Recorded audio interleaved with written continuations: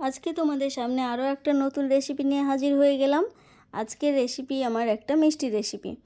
দেখতে পাচ্ছ মিষ্টিটা দেখতে কতটা সুন্দর, একদম দোকানের মতো মিষ্টি, খেতেও খুব সুন্দর। তো এরকম মিষ্টি যদি বাড়িতে বানাতে পারো তাহলে কিন্তু আর দোকানে কিনে খাওয়ার দরকার পড়বে না। তো চলো আমরা রেসিপিতে চলে যাই। এখানে দুটো ডিম নিয়ে নিয়েছি, ডিম দুটোকে একটু ভালো করে ফেটিয়ে নিতে হবে। ভালো করে ফেটিয়ে নিচ্ছি।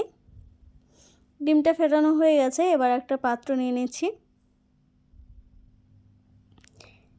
এখানে 1 কাপ গুঁড়ো দুধ দিয়ে দিলাম,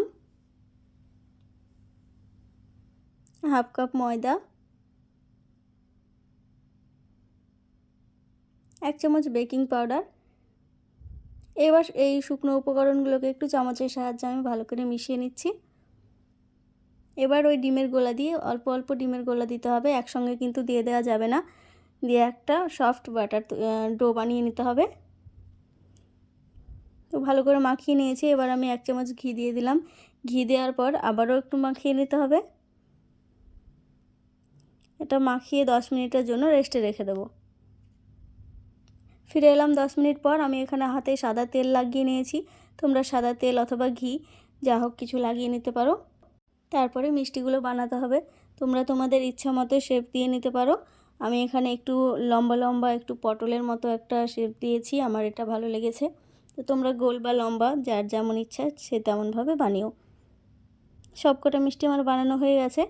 এবার তেলটা হালকা গরম হয়েছে, তেলটা কিন্তু খুব বেশি গরম করার প্রয়োজন নেই।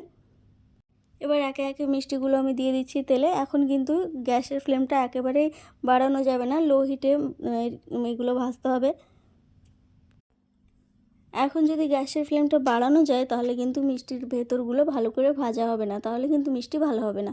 তো তোমরা অবশ্যই এই সময় লো ফ্লেমে এই কাজটা করবে। খুব আস্তে নাড়াচাড়া করে একটু লাল লাল করে ভেজে নিতে হবে।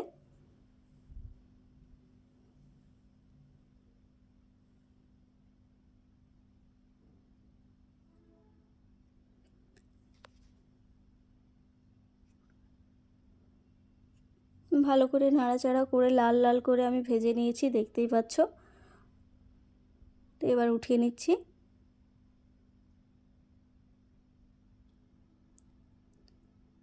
এবার শিরা বানাতে হবে। তো শিরার জন্য এখানে আমি নিয়ে নিচ্ছি 2 কাপ চিনি। আর 2 কাপ চিনির সঙ্গে 4 কাপ জল দিতে হবে। পরিমাণটা কিন্তু আমি সবসময় কাপে মেপে তোমাদেরকে ভালো মতো বলে দিচ্ছি, তোমরা কিন্তু সেই পরিমাণ অনুযায়ী কাজটা করবে।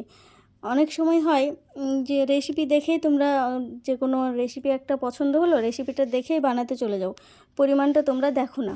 তো সেক্ষেত্রে ভালো হয় না, তখন বলো রেসিপিতে ভুল আছে। তো সেটা যেন না হয় সেজন্য বললাম। এখানে আমি 2 কাপ চিনির সঙ্গে 4 কাপই জল দিয়েছি। আর একটুখানি কেশর দিয়ে দিলাম। এবার সেটাটাকে আমি ফুটিয়ে নেব, 2 মিনিট মতো ফোটাতে হবে, বেশি ফোটানোর দরকার নাই। তো এইরকমভাবে আমি 2 মিনিট ফুটিয়ে নিচ্ছি। 2 মিনিট ফোটানো হয়ে গেছে। আমি এবার গ্যাসটা অফ করে দিয়ে মিষ্টিগুলো সেরার মধ্যে দিয়ে দিচ্ছি। সেরাতে একটু ভালো করে ডুবিয়ে ঢাকা দিয়ে রেখে দিতে হবে। আমি এইভাবে ঢাকা দিয়ে সারা রাত্রি রেখে দেব।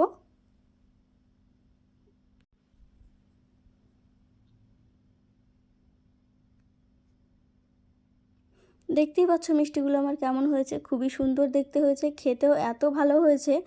তো তোমাদেরকে আমি একটা কেটে দেখাচ্ছি। এই রকম মিষ্টি যদি বাড়িতে বানানো যায় তাহলে কিন্তু দোকানের মিষ্টি কিনে খাওয়ার কোনো প্রয়োজন পড়বে না। এইখানে আমি একটা মিষ্টি কেটেছি, তোমরা দেখো একেবারে ভেতর পর্যন্ত এত ভালোভাবে রস ঢুকে নরম তুলতুলে হয়েছে, আর খেতে এত ভালো হয়েছে। তো তোমরা অবশ্যই রেসিপিটা বাড়িতে ট্রাই করো। রেসিপিটা ভালো লাগলে লাইক কমেন্ট শেয়ার করো, আর যারা নতুন বন্ধুরা আছো তারা কিন্তু আমার চ্যানেলটাকে অবশ্যই সাবস্ক্রাইব করে দিও।